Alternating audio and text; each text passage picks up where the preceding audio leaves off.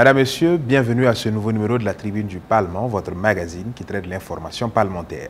Zoom ce soir sur des acteurs de l'administration parlementaire, des hommes et des femmes rompus à la tâche pour appuyer au quotidien les députés dans leur mission régalienne. Vous en saurez davantage dans un instant.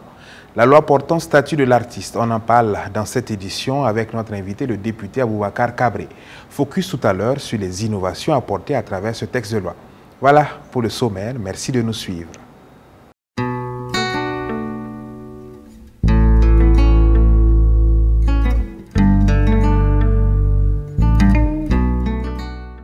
Au lendemain de la disparition du pape François, le chef du Parlement, le docteur Ousmane Bougouma, a fait le déplacement de la nonciature apostolique, ambassade du Saint-Siège au Burkina Faso, pour présenter ses condoléances et celles de son institution à l'État du Vatican et à toute la communauté religieuse catholique. Le docteur Ousmane Bougouma salue la mémoire d'un homme de paix qui a consacré sa vie entière en faveur des plus vulnérables et au service de la paix et du dialogue interreligieux.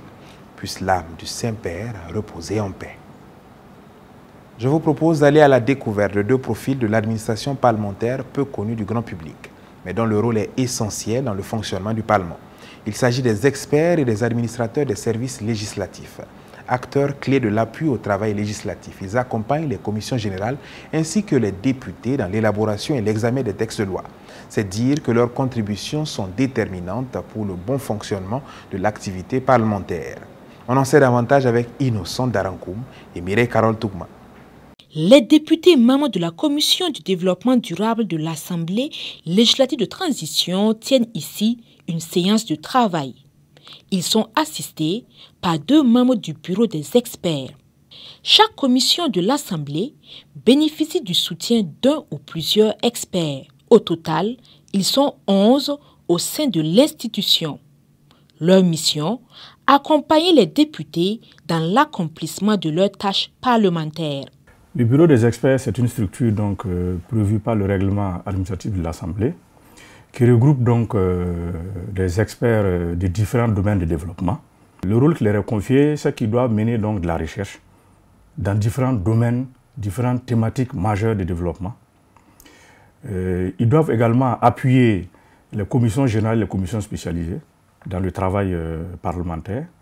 Ils ont également pour rôle de mener des réflexions afin de proposer aux députés ou de faire des suggestions aux députés en matière de production législative. Les experts parlementaires ont pour rôle également d'assister les commissions dans l'élaboration des propositions de loi. Les propositions de loi, c'est lorsque le député prend l'initiative, n'est-ce pas, d'élaborer une loi et de le proposer à la représentation nationale. Les experts parlementaires ont aussi pour rôle de participer à l'orientation, à la conception des termes de référence, des études thématiques, des activités de contrôle parlementaire de l'action gouvernementale et au processus de collecte des informations et produit des analyses. Le bureau des experts, bien qu'ayant changé d'appellation au fil du temps, est une structure existante depuis plusieurs années. L'idée est venue à la deuxième législature de l'Assemblée nationale, 97-2002.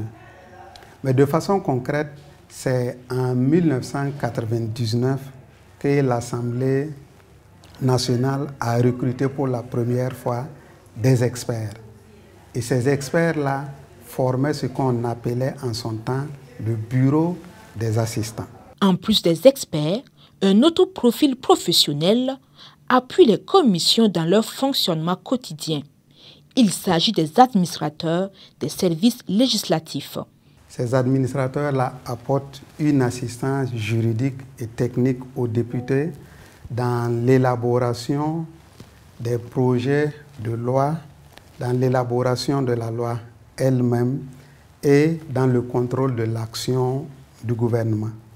À ce titre, donc, elle est chargée d'organiser et assurer le support technique de l'Assemblée nationale en matière de procédure législative et du contrôle parlementaire, de mettre en œuvre la politique de promotion et de traduction en langue nationale à l'Assemblée nationale. Ils sont amenés à travailler dans les commissions pour certains, pour d'autres à suivre les séances plénières. C'est donc toute une équipe administrative compétente, au profil varié, qui soutient le travail des députés. Un travail essentiel pour leur permettre d'exercer pleinement leur mission régalienne, c'est-à-dire légiférer, consentir l'impôt et contrôler l'action du gouvernement. La communauté chrétienne a célébré le 20 avril dernier la résurrection du Christ. À l'occasion, le chef du Parlement a décidé de communier avec les fidèles de l'église évangélique baptiste du Bon Berger de Ouagadougou. Louanges, adoration et prières pour la nation ont meublé cette célébration de Pâques que je vous propose de suivre. Ces jours de Pâques à l'église évangélique baptiste du Bon Berger. Les fidèles chrétiens réunis célèbrent à cœur joie le Christ ressuscité d'entre les morts. À leur côté, le chef du Parlement venu communier avec la communauté baptiste et partant l'ensemble des chrétiens du Burkina Faso. À travers cette communauté, nous voulons souhaiter la bonne fête pascale à toute la communauté chrétienne du Burkina Faso. Souhaiter surtout que leur pénitence pendant les 40 jours, leur prière soit exaucée afin que le Burkina Faso retrouve la paix. À travers eux aussi, c'est souhaiter que nos forces combattantes au front puissent vaincre les terroristes comme le Seigneur Jésus-Christ lui-même a vaincu la mort que nous célébrons aujourd'hui.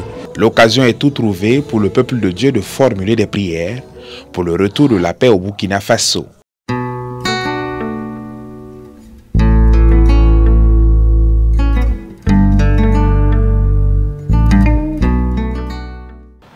La fonction d'artiste est à présent codifiée par une loi votée le 27 mars 2025 à l'Assemblée législative de transition.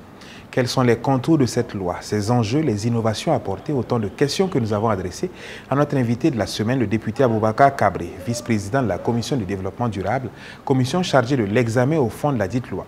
C'est au micro d'Axel Nicole Yaro. Le projet de loi portant statut de l'artiste a été adopté le 27 mars dernier au cours d'une séance plénière. Qu'est-ce qui a motivé l'examen et l'adoption de ce texte de loi? Il faut dire qu'un certain nombre d'éléments ont motivé l'adoption de ce texte de loi. Dans un premier temps, la nécessité de mettre en place un cadre harmonieux pour nos artistes en matière législative. Également, un certain nombre de préoccupations que nos artistes connaissaient qui ne pouvaient pas être traitées dans le cadre réglementaire. Je parle notamment du décret de 2013. La loi permet notamment sur les questions de fiscalité et de régimes sociaux de traiter ces questions-là. Et enfin, il y a des engagements sociaux auxquels le Burkina Faso est parti, notamment celui de l'UNESCO de 1980 sur la condition de l'artiste. Alors, et quelles sont les principales innovations apportées par cette loi? En termes d'innovation, il faut dire que la toute première, c'est déjà le passage de décret à la loi, le renforcement juridique. Ensuite, nous pouvons appeler le fait que cette loi prenne en compte la protection des artistes enfants, la protection des artistes en situation de handicap. Aussi, cette loi élargit le champ d'action par rapport à l'ancien décret qui portait uniquement sur les artistes. Mais dans ce texte-là, on prend en compte également, en plus des artistes, les collaborateurs artistiques. À cela, nous pouvons ajouter le renforcement du dispositif sur les questions fiscales et sur les questions de sécurité sociale également, qui sont une innovation qui perd au profit des artistes d'une façon générale. Alors, et quels sont les impacts prévus sur le travail des artistes? D'une façon générale, dorénavant, pour qu'un artiste puisse exercer, il faut que cela se fasse dans le cadre d'un contrat. Pour ce qui concerne les artistes professionnels salariés, ils devraient établir un contrat de travail avec leurs employeurs sous la base de la législation en vigueur, notamment le Code du travail. Pour ce qui concerne les artistes professionnels indépendants, ce texte leur permet de négocier des conventions collectives, notamment sur des taux minima pour les prestations artistiques.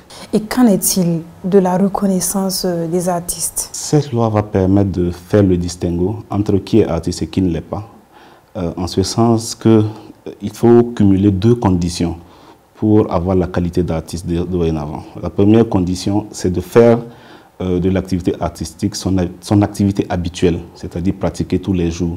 Et la deuxième condition, c'est de faire en sorte que sa principale source de revenus soit tirée essentiellement de cette pratique de l'activité artistique. Une fois que ces deux conditions sont cumulées, vous pouvez en ce moment obtenir une carte d'artiste professionnel. Et enfin, quelles recommandations ont été faites au gouvernement pour garantir une bonne application de cette loi?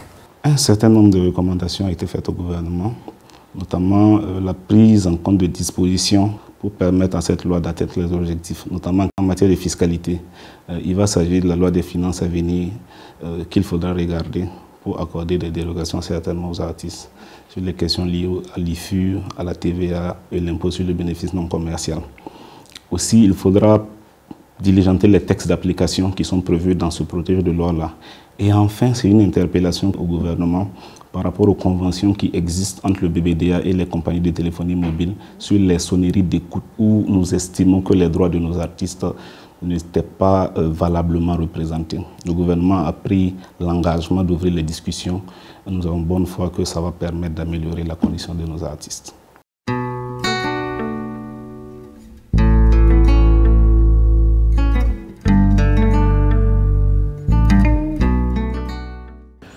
Entre l'adoption d'un texte de loi par le Parlement et son entrée en vigueur, il y a une étape importante à franchir qui est sa promulgation. Cet acte, qui scelle officiellement la naissance de la loi, est posé par le chef de l'État. De quoi s'agit-il? Quelle en est sa portée? Les réponses avec Honora Bationo du service des relations publiques de l'ALT. L'adoption définitive d'un projet ou d'une proposition de loi clôt en principe la phase parlementaire de la procédure législative et débouche normalement sur la promulgation de la loi. La promulgation est l'acte par lequel le chef de l'État rend la loi exécutoire. À partir de ce moment, les agents qualifiés de l'administration publique ont un titre à user de la contrainte pour appliquer la loi. La promulgation est aussi l'acte par lequel le chef de l'État constate l'introduction d'une nouvelle loi dans le corpus législatif du Burkina Faso. L'ordre d'exécuter la loi qui implique la promulgation a pour corollaire l'ordre de publier le texte au journal officiel du Faso. Une fois la loi rendue publique, elle devient opposable et invocable. La promulgation permet également aux autorités compétentes de prendre des tests d'application de la loi concernée. Il convient toutefois de signaler qu'après la transmission de la loi au chef de l'État pour promulgation, les services législatifs de l'Assemblée procèdent à une mise en forme du texte et à la prise en compte des amendements éventuels. Il s'agit de s'assurer que le texte transmis au chef de l'État est conforme à celui voté par le Parlement. Les cimetières sont les endroits les plus riches de la planète, disait le docteur Miles Monroe, parce qu'on y trouve des gens qui n'ont jamais utilisé leur talent, des potentiels inexploités, des rêves qui n'ont jamais vu le jour, simplement parce qu'ils n'ont jamais eu le courage de sortir et de se battre pour leurs rêves et de faire le travail nécessaire pour réussir. Quoi que vous décidiez de faire, vous pouvez le faire. Mais vous devez avoir le courage de faire ce qu'il faut pour réussir dans votre vie et votre carrière. C'est tout pour cette émission. Merci de l'avoir suivi. À très bientôt pour de nouvelles informations parlementaires.